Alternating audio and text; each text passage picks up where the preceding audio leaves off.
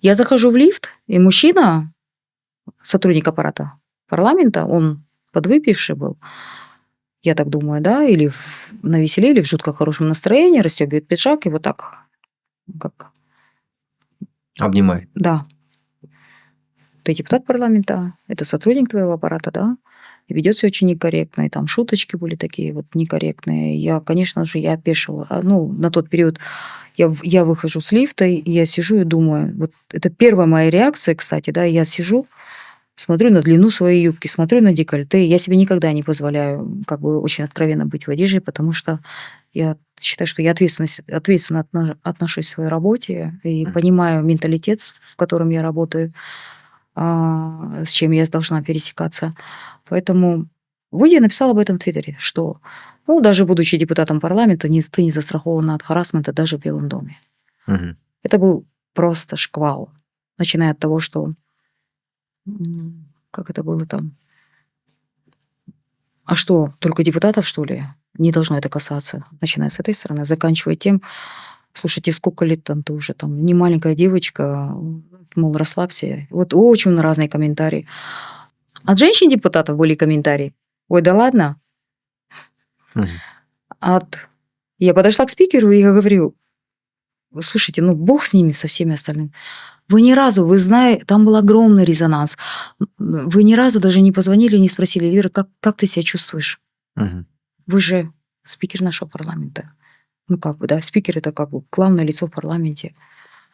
И потом только стали разбираться, искать этого товарища. Его никто не искал все это время, никто не спрашивал, меня не спрашивал. Я в своем стрессе нахожусь, там, это было, считайте, 7 лет назад.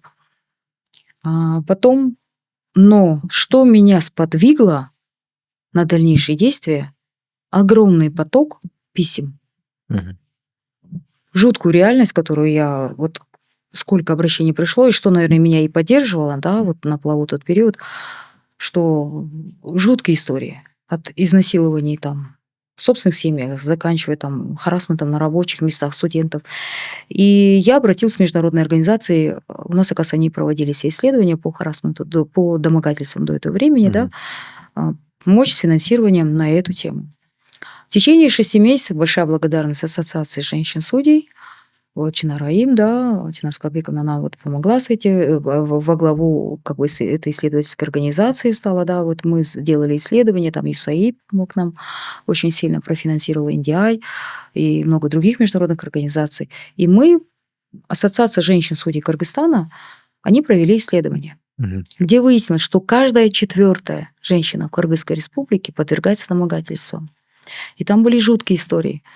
И когда задавали вопросы респондентам, почему вы об этом не жалуетесь, не говорите, те, кто замужем, говорили о том, что мой муж может, естественно, очень эмоционально отреагировать, последствия, которые отразятся, естественно, и на мне, и на нас. Одна сторона. Другая сторона женщин в браке говорит о том, что тогда мой муж скажет, не работай, а для меня это важно, я хочу быть там самостоятельной единицей в семье. Женщины, которые не в браке, как говорили, что я единственный добытчик, мне некуда идти. Еще какие-то женщины тоже. Очень много там, мы это все исследовали, это в соцсетях есть, да. И там был процент женщин, которые после таких случаев хотели закончить жизнь суицидом. Эмоциональная психика у всех разная. Кто-то упадет, кружка даже не обернется, разобьется на пол, если она упадет. А у кого-то может давление скакнуть, да, то есть мы разные, у нас температуры разные, порог боли тоже у всех разный. Каждая женщина, каждый человек на это по-разному реагирует. И огромный процент девочек-студенток, которых домогаются в университетах, в маршрутках университетов, и что нет законодательства, что нет ответственности согласно законодательству. Формальные формулировки есть, но ответственности нет. И обо всем этом из того периода мы начали думать о том, как мы будем это разрабатывать законопроект, как мы к этому будем подходить. Потому что, с одной стороны, есть наше понимание института семьи, которое общество, где-то, возможно, там агрессивная реакция. С другой стороны, наши девочки, которых мы должны сохранить, потому что каждая женщина имеет право на карьеру, на свободную, безопасную среду, рабочее место. Вот. И буквально в 2020 году Международная организация труда была принята конвенция 190, которую мы вот 2 года назад в парламенте мы ее ратифицировали. И сейчас Министерство труда и социальной защиты со своей стороны изменения в Трудовой кодекс вносит. То есть эти процессы заняли достаточно долгое время, но когда этот законопроект мы хотели принести в парламент, часть моих коллег-мужчин сказала, что мы это не поддержим. Это против института семьи. Даже когда мы законопроект защищали по семейному насилию, один из известных парламентариев, знаменитых политиков, он тогда выступил и сказал, что вы рушите институт семьи. Почему вы защищаете насилие? Было и есть, мол, вот в таком ключе. И я помню, тогда я выступила в парламенте, у меня эмоции, очень эмоциональное выступление было, я сказала: понимаете, дорогие мужчины, вы не всегда будете депутатами или министрами, вы не всегда будете рядом со своими дочерьми. У меня тоже был папа. 20 лет назад у меня был такой знаменитый, очень, очень сильный и духовно, и физически очень сильный человек, с большими возможностями, ресурсами, да. Вот. Но он-то не знал, что когда-нибудь его не станет. Он же этого не ожидал, что его убьют. Он всегда говорил: я всегда буду рядом. Он нас так и растил. Я всегда буду рядом, я всегда буду за твоей спиной. И девочки, пока вот у таких мужчин есть, если есть дочери, они растут, как ощущая вот эту скалу за спиной.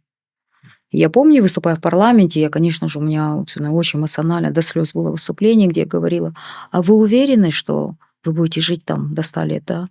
Вы уверены, что вы всегда рядом со своими девочками будете? Сестренка, жена, супруга там, да, дочь. Вы уверены?